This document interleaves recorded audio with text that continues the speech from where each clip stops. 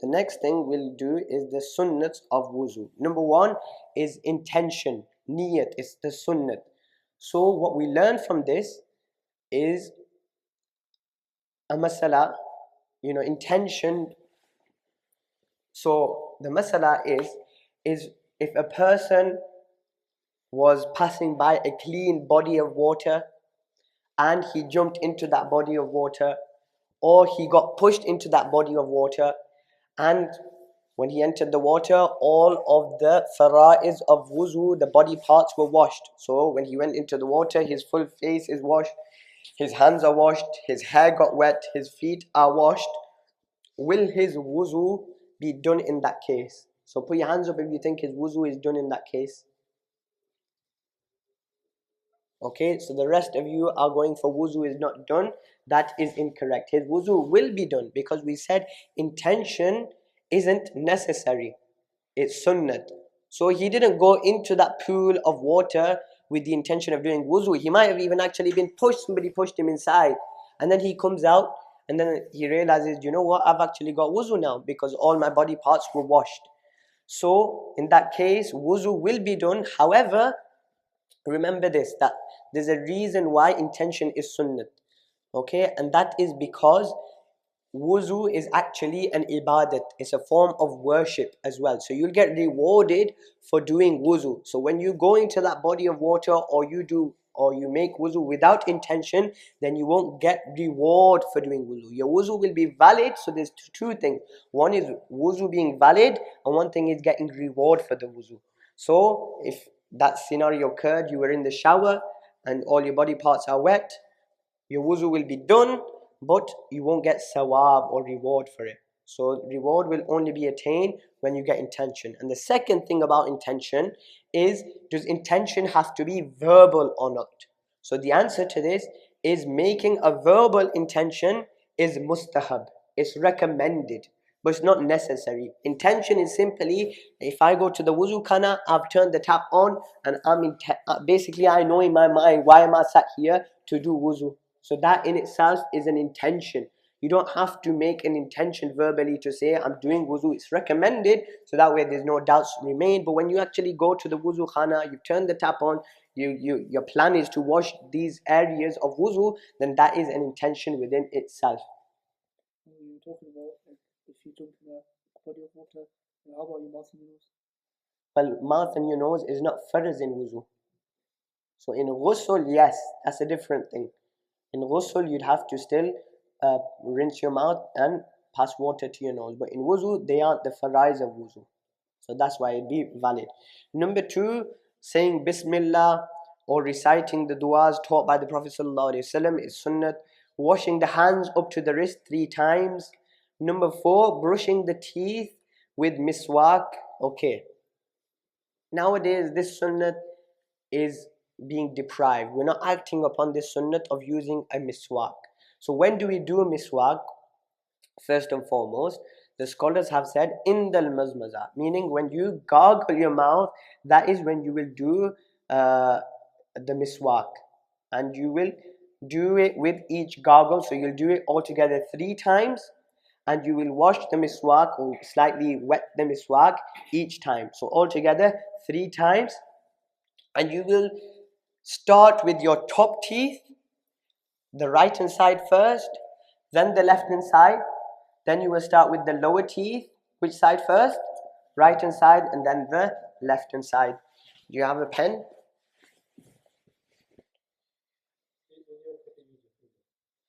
Is it okay to use your finger? So the answer is, as a substitute, you can use your finger.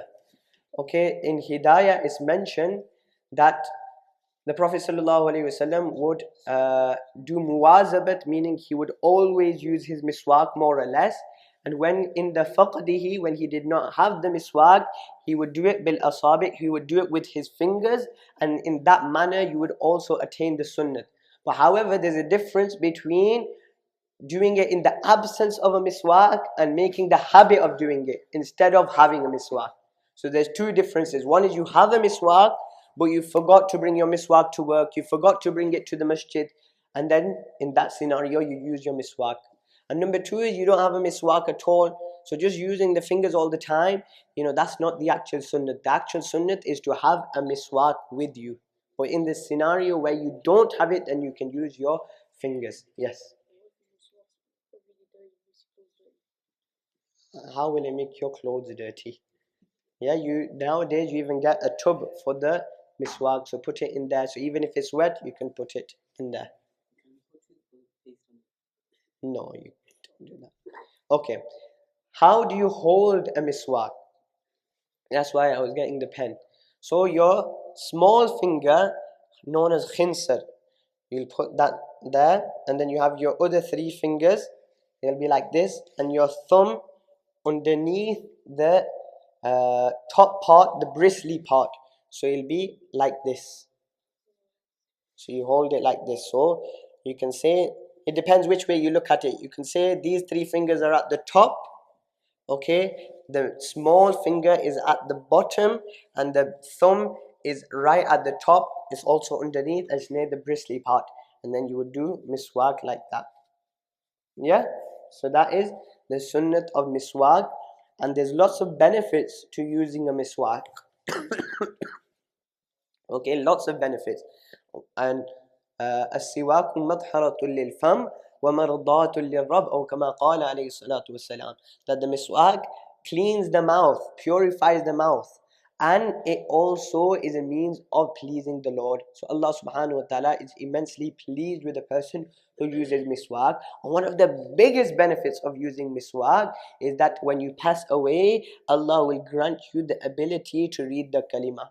So you will die. If a person who reads the kalima and he dies, dakhala al-jannah, he will enter paradise. He dies upon iman. So you're almost getting a guarantee of dying upon iman when you use the miswak.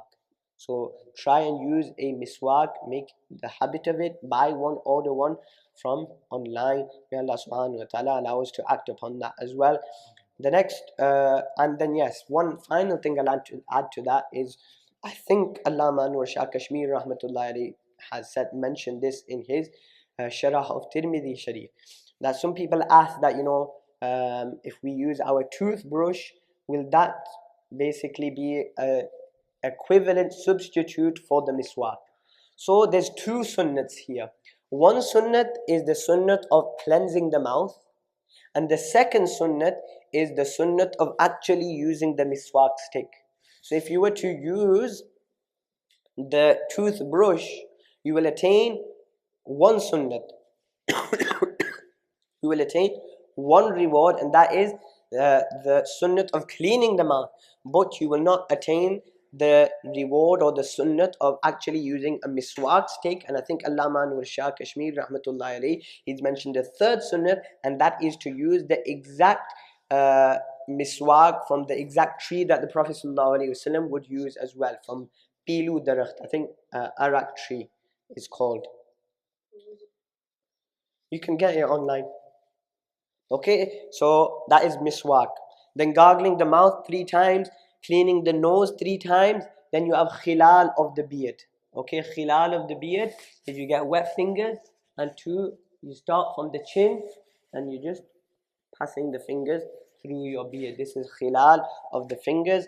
Khilal of the fingers and nose, so you pass your hands through one another, and the khilal of the toes as well. So when you do that, you'll start with your pinky finger, so you'll get your small finger, and you'll do khilal of your toes, starting from the pinky finger. Washing each part 3 times. That is a separate sunnat within itself. So, for example, we said the wrist 3 times, washing the face once is farz. So if you wash the entirety of the face once, your farz is complete. But for the sunnat to be complete, you'll wash it 3 times. So to wash everything 3 times apart from masa and your ears and your masa of the neck, you don't do this 3 times. Okay, but washing, where it's washing, that will be 3 times for each part. Masa of the whole head. So before we said how much was farz? 1/4. But to do masa of the whole head, that is the sunnat. Masa of the ears, performing wuzu in order. So this also brings two masalas, these two: performing wuzu in order, and number two, washing each part one after another without pause, so no part dries up before the next step, meaning washing the body parts in succession before the other one dries out.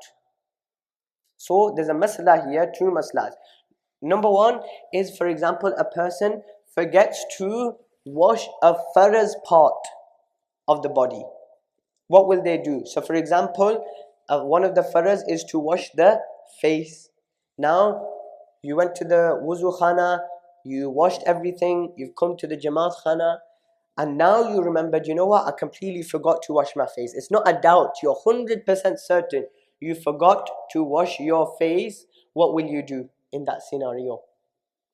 Do you have to repeat the whole wuzu again, or do you just go to the wuzu khana and wash your face? So the answer to this is that you'll just wash your face. You don't have to repeat the whole wuzu, as long as nothing in that meantime, nothing has occurred that breaks your wuzu, so you've not passed wind, etc. in that time. Your wuzu will be valid if you just wash the face again, or that body part that you missed out.